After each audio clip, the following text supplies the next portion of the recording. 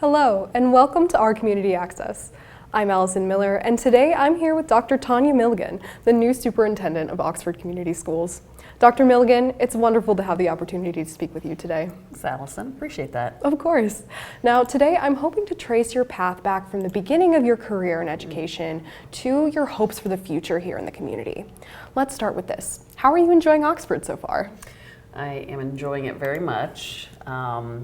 From the first time I visited Oxford early in the interview process, I came up with my husband and we spent the morning prior to the interview just driving around the area, getting a sense of the neighborhoods and the parks. We're outdoor people, so just getting a chance to check out the area, and the area was just beautiful, just beautiful.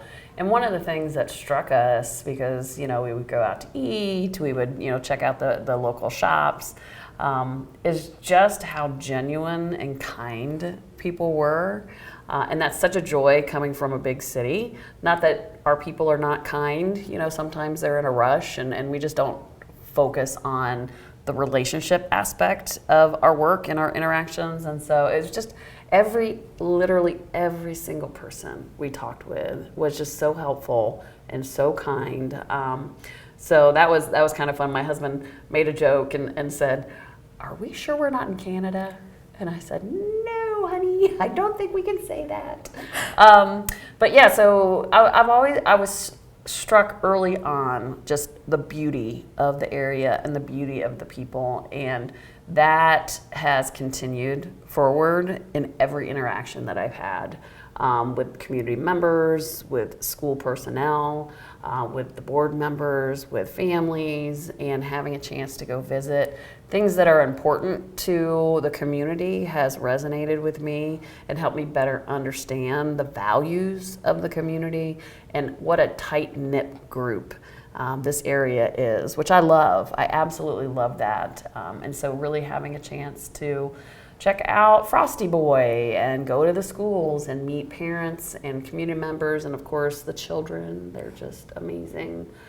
So far it has been just an incredible opportunity for me to connect with people, connect with the community members and listen to what their priorities are and what their hopes and aspirations are. So that I can have a clear understanding of, as we move forward together as one, what does that path look like? No, absolutely. And I'm so glad that you've been able to have this first impression here of the community. And that's great to hear, and we'll get even more into your community involvement later. So you were officially selected from narrowed down list of 3 candidates for the superintendent spot in April. Yeah. And you're coming to this position in Oxford from Columbus City Schools in Columbus, Ohio, correct? Okay, great. Can you talk a little bit about your history with Columbus City Schools and what kind of experiences you're bringing to Oxford? Yeah, absolutely. So first and foremost, I had the most amazing experiences in Columbus City Schools. I started there during my college years. I went to Otterbein College, and so I did some student teaching in the Columbus City Schools. I did some subbing in the Columbus City Schools, a substitute teacher. I'm a science teacher, and so I substitute taught at a middle school. And then I taught at high school for an extended period of time and had an opportunity to do what we refer to as teacher on special assignment, which is I collaborated with other teachers in the district to strengthen a variety of teaching skills, variety of collaboration skills. I worked in curriculum for a period of time as a teacher, and all of those were some of the most amazing experiences. The nice thing about a large school district is that you have a chance to do all different types of roles, never having to leave the district, right? In some situations, because the school district is small, you don't always have those variety of opportunities. And so I truly think that I am a product, even though I didn't go to Columbus City Schools, I am a product of Columbus City Schools in my professional career. So I honor all of the experiences that I've had as a teacher. I was an assistant principal there for years. I was a high school principal there for years, and then had a wonderful opportunity to become an executive director over teaching and learning. So I did that for 2 years. And that gave me a really interesting perspective from a large district. You know, as you work in a school district as a teacher, you have a certain perspective, and even as a principal of a building, you have a building perspective. Well, Columbus has 113 school buildings, so it's really large. So the executive director position really gave me that broader understanding of what it looks like from a school district perspective, and what are the structures and systems that help it run efficiently and effectively. And I loved it. I just loved it. I loved looking at the big picture and understanding that, okay, if we're able to modify something over here, that will cascade and positively impact a large group of students and staff. And I found that fascinating. And so I have a leadership coach that I've been working with for several years, just to be reflective on my work as a leader. And we started kind of talking about the superintendency and whether or not that was my next step, and just kind of contemplated it. And she had a colleague that she connected me with just to talk about the concept of applying for a superintendency. And he brought up Oxford as a possibility. And I was like, I'm sorry, did you say Michigan? I'm cold averse. And I'm like, isn't Michigan a little colder than Ohio? So, you know, it was just an interesting conversation because I didn't think it was going to take that path. And then my leadership coach brought it up at our next session and kept talking about it. And I always know my next step is around the corner when something won't leave me alone, right? I wake up thinking about it. I go to bed thinking about it. I'm in the shower washing my hair and I'm thinking about it. And, you know, I start researching and, you know, I talk to my husband about it. And I'm like, why won't this leave me alone? Because it's Oxford, Michigan. Like, that's so far away and my family is here. And I thought, you know, let me take a chance. I'm going to take a chance. It's a good practice to put yourself out there on a regular basis. It keeps you fresh. You update your resume. You know, just all the things that go into that process. It's just a healthy activity to do as a professional. So I thought, you know, worst case scenario, you know, I have that opportunity to do that. And so I went ahead and applied. I got a call the very next day.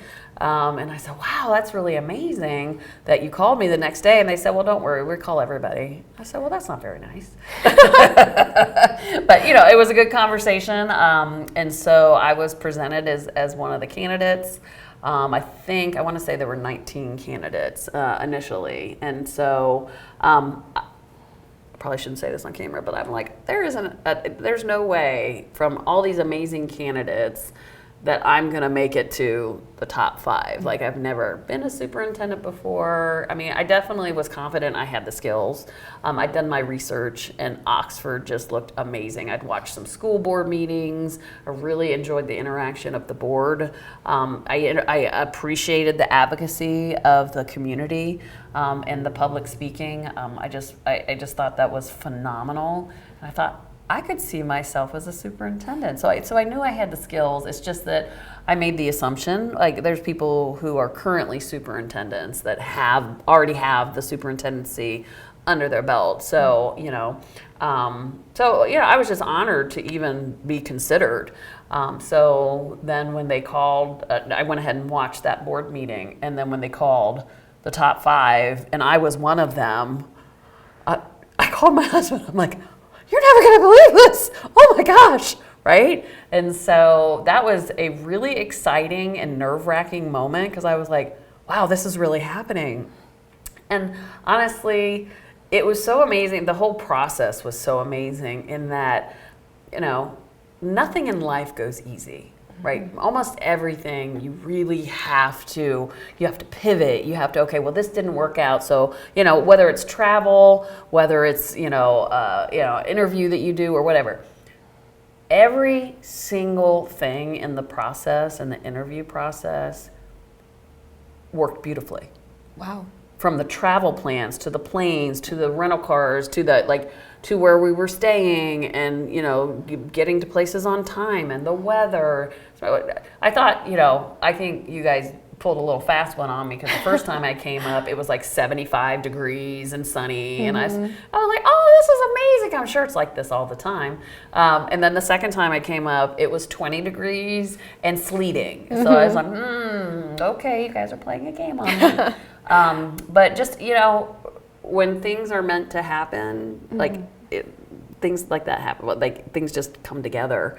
Absolutely loved the process. It was very challenging, and I'm glad it was challenging, right? And I think the board did a great job at due diligence, to the point where not only did I go through the interview process and the presentation, that I actually was on spring break, flew into Detroit from Florida to do the presentation, and flew back. Wow. And even in that situation, like, all the connections, nothing was late, no issues whatsoever. Like, when does that happen? Yeah. Never. And so I just really appreciate how thorough they were. They even came down to Columbus and met with me, and my colleagues had a chance to meet with them, and share their, our collective experiences together. And I just valued their time. I couldn't believe they spent all that time talking with the board, and the board talking with them. They were really, really thorough. So it was an honor to be a part of that process. And when I got the call that they were going to select me, that was just an overwhelming moment. So, so from Columbus being incredibly supportive, I would say my professional growth from all those experiences led me to where I am today. So I honor all of my colleagues. The superintendent was incredible in supporting me. My boss, Todd Walker, was just incredibly supportive, even though he and I had a collaboration that was significant in the work that we did. He supported me as a professional and guided me. And so I'm just very thankful and appreciative of Columbus City Schools for what they invested in me. Wow, that's amazing. It seems like all of those steps just really fell into place. I know. And when does that happen? Yes, Never. and who has travel? That's always good. No. Never. Oh my gosh. And it will probably never ever happen again. So my next travel plans will probably be a complete mess. But that's okay. It happened when I needed it most. At the important part. Yes, that's right. That's right. And you're coming from a school district that is very, very much larger than Oxford. What has that transition been like for you, coming to a smaller district? So anytime I would change a job, which I did quite a bit in Columbus City Schools, because there were lots of opportunities, there's a learning curve, right? And so I've been through that multiple times, and there's always a shift in culture, there's a shift in, personalities. This was a large change for me, and I'm still learning. I'm not used to just everybody knowing everybody, and I'm also not used to, when I had a chance to be in the schools and talk to the teachers and talk to the principals and talk to, the kitchen staff, and, how many people not only work in Oxford, they live in Oxford, they send their children to Oxford. So it's a really close-knit community.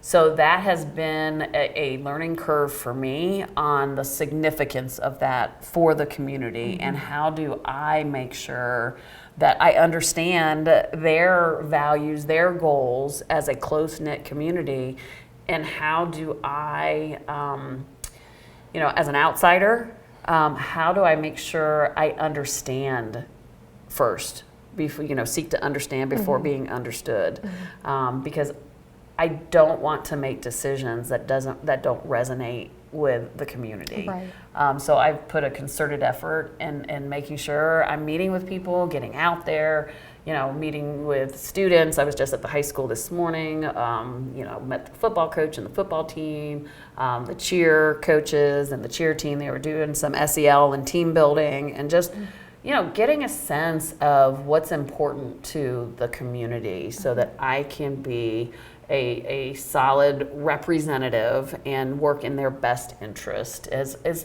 probably the most important piece to me. And, you know, I want to say it's hugely different, but it's not. Other than that, right? That piece is very different, and I am navigating that. But, you know, I come from a highly political area. It's the capital of Ohio. We have the Ohio Department of Education in our backyard. And so I'm used to those dynamics, and I'm so glad I am. Because, you know, because of the history, because of the tragedy, because of all the things that are going on, there's a lot of that going on here. And so I feel very well equipped to navigate those. And one of the things that I'm incredibly thankful for is the amazing staff that I have an opportunity to work with. Just so passionate about their work, so competent, so, you know, enthusiastic, compassionate. Like, you could not ask for a better team of people to work with. And I mean, from food services to transportation to my cabinet members to teaching staff that I've had a chance to talk, just across the board. Such amazing staff. And I said this in my interview. I said, you know, the two things that really came out in my visit and the people that I've been talking to is a genuine love of Oxford. And a genuine love of students and children here. And as a leader, if I can't build on that, I can't build on anything. Like, it's pretty amazing. That's great. Yeah. I'm so glad that you've had the opportunity to immerse yourself in the community this much. I mean, part of your 30, 60, 90-day plan has been communication, getting into the community. If you've seen on Oxford Community Schools social media, Dr. Milligan has been visiting spots in the community. Can you talk a little bit about that? Yeah. Most of them involve food. So OES, Oxford Elementary School, we went there for lunch. I had their chicken strips. They were delicious. And then we walked over to Frosty Boy and got some ice cream, because that's a beloved, you know, area for the community, and that was a great experience. I went to Leonard Elementary School. They were having a school activity where kids were coming to around reading and math, I believe. I think it was both that started that day. And we had a chance to hang out with the mascot, and I got to meet the staff, who were very enthusiastic about the day. It was a gorgeous day, absolutely beautiful. And, you know, I got a tour of Leonard. I got to see the village of Leonard, and, you know, that was you know, again, very educational. I kept driving, and I'm like, am I driving in the wrong? Like, this is kind of far out there. And so it was great to get out there and visit the school. We have a couple additional events coming up. I'm going to be reading at the library tomorrow to our littlest learners. So cute. I don't know what I'm going to read yet, but who knows? You know, it'll be great. And then I go to, I think there's an ice cream place that I'm going to soon. There's a theme. Hopefully you're seeing a theme of food. Yes. Tomorrow we're going to go to the concert in the park. They have a Frank Sinatra tribute, which my husband loves, Frank Sinatra. We're going to go to the Tap for wings. That's one of the things that our community said, oh, you got to go to the Tap. They have the best wings. And then we're going to go to Metamora Friday night to go to the White Horse. I think I probably had at least 7 or 8 people tell me I had to go there, so we made reservations for there. And then I'm not sure, you know, where I'm going to go on Saturday while my husband's up here. We're just maybe going to drive around and just get really out into the further area outside of Oxford. But yeah, we've had lots of opportunity to get out into the community, talk with community members, meet kids, and just listen. And just listen. You know, that's the most important thing for me right now, is listening, understanding, trying to understand. You know, the 30, 60, 90-day plan that I put forth in my presentation is really to create the foundation for us to then to come together as a community and create a strategic plan. What direction do we need to go? You know, what decision points are there? What are the specific goals, and what are, you know, what are the responsibilities that everybody has in connection with those goals? And it's really hard to do that if you don't have a clear sense of what is happening in the community, what are on the hearts and minds of people. So that's really what the first part of my plan is all about. And that's wonderful. And so what are some of the things that you've heard from listening to community members so far? Yeah. Well, first and foremost, love. You know, love the schools. Some fear, you know, there's trepidation on how we'll move forward and how the possibility of disrupting things that people know. Change is hard. And so, you know, hearing a little bit about that. One of the things I shared at the board meeting last night, I have been amazed and so appreciative of the community members who have shared with me their stories of that tragic day. And I've been surprised at how open people have been about their experience, because I know, you know, they automatically start telling me about where they were that day, where their children were that day, the impact of that day for them personally and professionally. And it touches me so deeply, first, that they're comfortable to share that with me, but second, to really get a sense. I mean, I can never know what that day was like. It was horrific.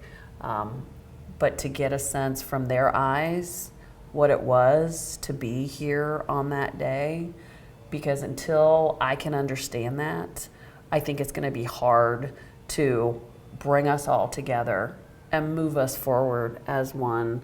So honestly, that has been the greatest message and gift that I've received since I've been here. I didn't know, like, you know, obviously you want to be cautious. You don't want to activate anybody, and so I certainly don't expect people to share things that would cause them, you know, cause them anxiety. It's just been amazing how open people have been about their experiences, and I just really honor that and their voice. Wow. And it's very powerful to get to hear that. What are some of the steps that your staff is hoping to take to support a community that is still healing and will continue to heal for a while in the future? Oh yeah, definitely. So the first thing I have to do, because my staff are members of the community. Right. And I think we need to hone in on their healing. And you know, we did a presentation on the recovery plan, which goes through, like, in depth all of the programs and support pieces. But I think more importantly, we need to come together, celebrate our successes, because everybody wants to give more. And we have a tendency as educators to be very hard on ourselves, right? I did this, but I could have done or should have done this, or I could do this. And the challenge is sometimes this is okay, right? This is what I have to give, and how do we honor that? How do we celebrate that? I can tell you that having a chance to be in the schools, I see the love of students. I see the commitment to teaching and learning. I see the value of education across the board in this community.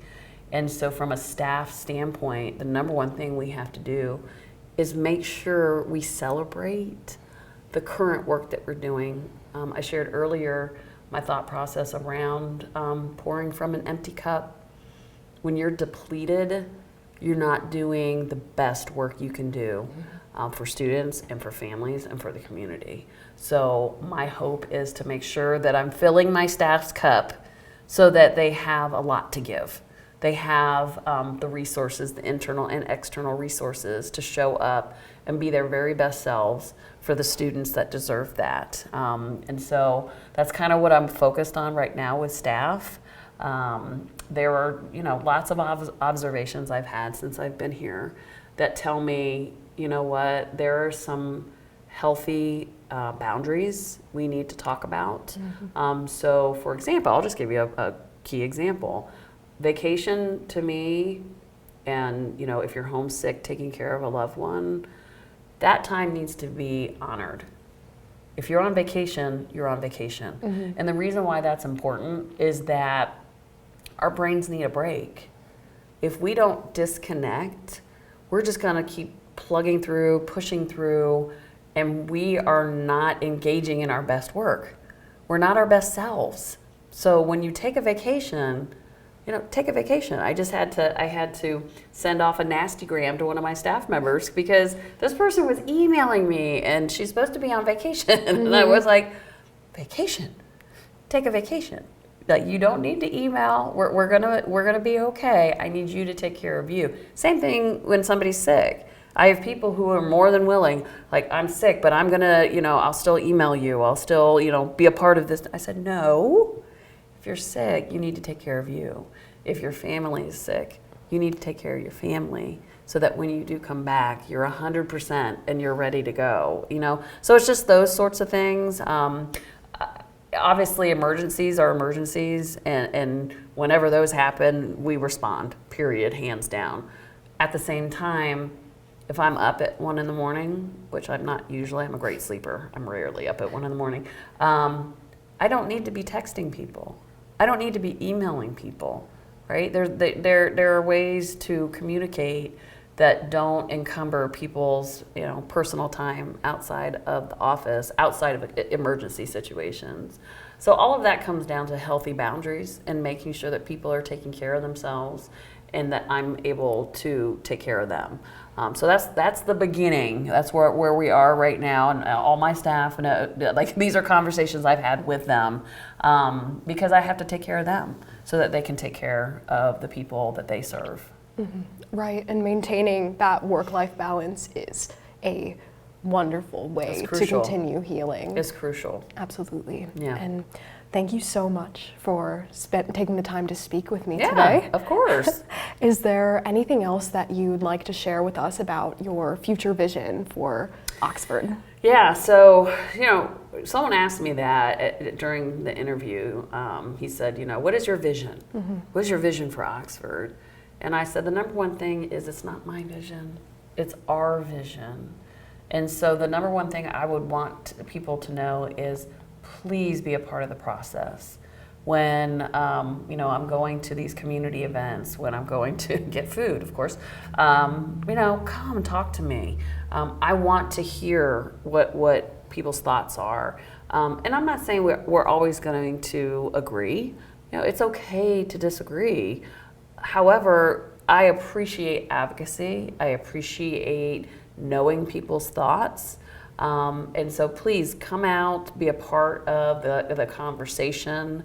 And then the next step would be, when we reach out and we say, hey, we're doing this strategic planning, so we have a clear vision together. What does moving forward as one look like as a community? We're not just getting a handful of people because this community is large and they're very integrated. I welcome everybody. I want everybody to be a part of the process. Otherwise, the plan is not going to be representative of the community. It'll be representative of a small group of the community. So, respond to the invitations, show up, come to the board meetings, talk with me, come to the events. I'm gonna work on having open office hours on Zoom for people who can't make it for a variety of reasons to these events. So when we send that out, please join me. I love to listen to people and just hear their life experiences, their thoughts, what are their aspirations, what are their hopes. So that's the number one thing that I want to put out there is, please join me, please talk to me, please share your thoughts and experiences and hopes so that we can have a clear understanding together what moving forward as one looks like. Absolutely. Community, communication, and transparency. 3 major things. Absolutely. Well, thank you very much for speaking You're with me welcome, today. Alison. It was great. Yeah, of course. And for our community access, this has been Alison Miller. See you next time.